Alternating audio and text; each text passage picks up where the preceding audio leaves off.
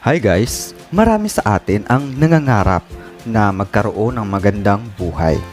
Kaya gumagawa tayo ng kanya-kanyang diskarte upang makamit ang success na hinahangad natin. Kadalasang mindset ng tao ay magkaroon ng goal, syempre.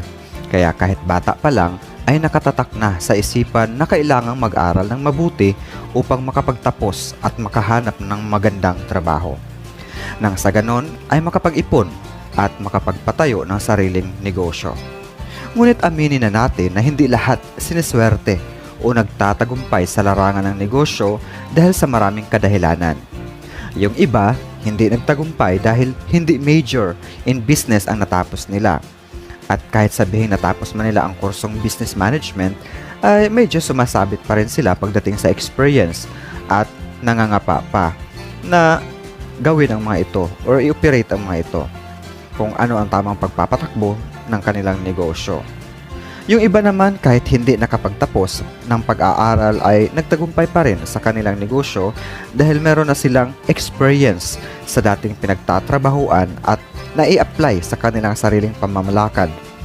Ibig sabihin, nakapagtapos man tayo o hindi, sa kahit anong degree ay malaki pa rin ang chances na umangat sa buhay. Kaya kahit anuman ang estado ng buhay natin, huwag mawala ng pag-asa. Itatak sa puso at isipan ang pagiging wais at madiskarte sa buhay. Samahan na rin ang sipag at tiyaga. Magpursige upang makamit ang minimithing pangarap. Speaking of wais at madiskarte, huwag nating kalimutang alamin ang karaniwang dahilan kung bakit bumabagsak ang isang negosyo. Mahalagang malaman natin ang mga basic na dahilan upang maiwasan ang pagkalugi. At sa video na ito, isa-isahin natin ang mga common mistakes as a beginner entrepreneur upang maiwasan at lumago ang negosyo.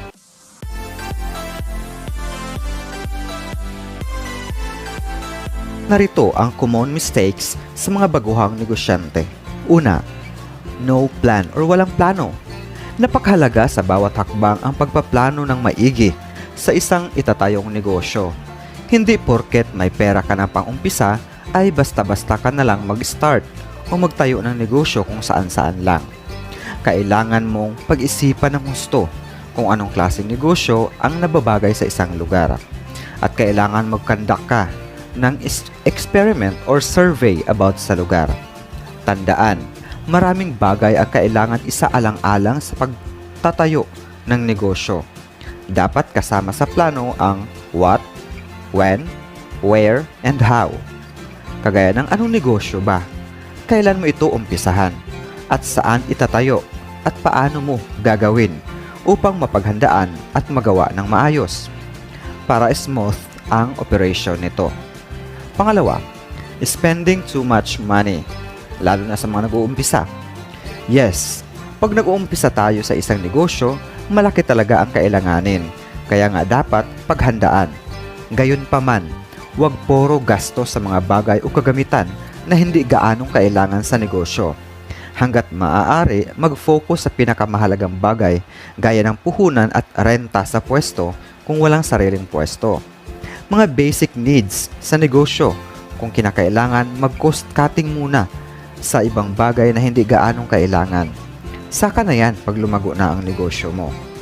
Mag-umpisa ka muna sa maliit na negosyo habang ino-observe mo muna kung papatok ito. Saka ka na magdagdag ng items kung proven mo ng mabenta upang maiwasan ang pagkalugi. Huwag masyadong damihan ang stocks lalo na sa mga mabilis mag-expire o mawala sa uso. Number 3, expecting fast results without putting in the effort. Yes, tandaan, sa isang negosyo, mayroon talagang ups and down.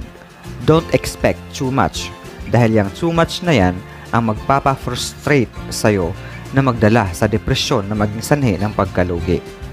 Isa pa, huwag puro expect too much kung ayaw mo naman mag-effort.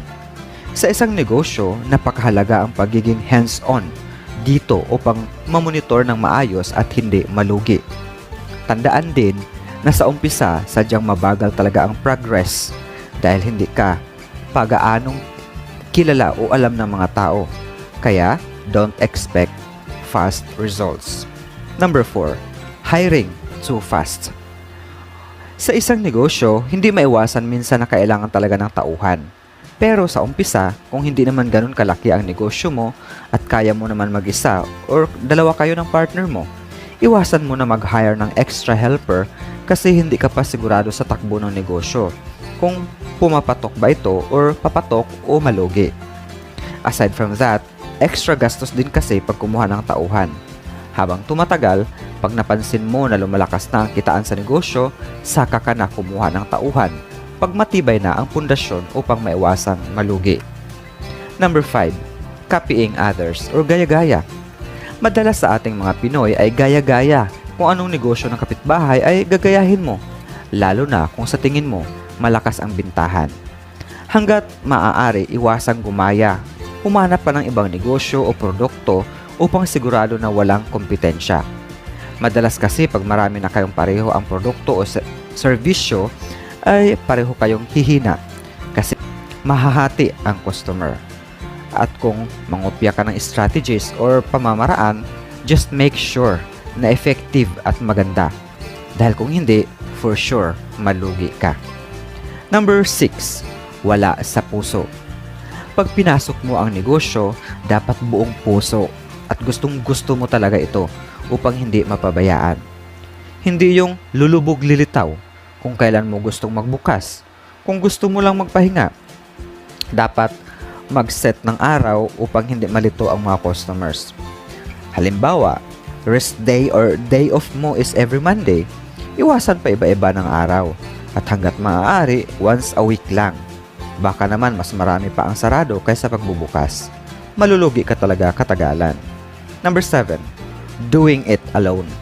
Minsan, applicable naman talaga ang mag-isa kung maliit lang ang negosyo. Pero, mas maganda talaga kung dalawa kayo. Sabi nga sa Bible, 2 heads is better than 1. Kasi, iba pa rin pag may katuwang. Minsan kasi pag mag-isa ka lang, tapos nasa banyo ka or may importanteng lakad or emergency, mapipilitan kang magsara. Ang ending, mawawalan ka ng suki. Kaya, lugi. Number 8. Thinking busy equals productive. In this case, meron itong advantages at meron ding disadvantages. Ang advantage nito ay feeling mo motivated ka, magana sa trabaho or devoted sa trabaho. Yan ay kung kaya ng power mo. Kasi kung mahina ka, malamang maubos ang energy mo sa walang kwenta or puro imagination lamang. Ang disadvantage naman ay dahil sa kakaisip mo, mawala ang focus mo sa mas mahalagang bagay. Give your brain a time to relax. Number 9. Not starting today. Halimbawa, may mga plano ka sa negosyo na maaaring makapagpalago nito. Ngunit puro ka na lang plano hanggang abuti ng pagkalugi. Kung kailan huli na, ay saka mo ginawa ang marketing strategies. Wala na, lugi na. So, sana may natutunan kayo at nagsilbi itong salamin o aral sa atin. Thank you and until next video.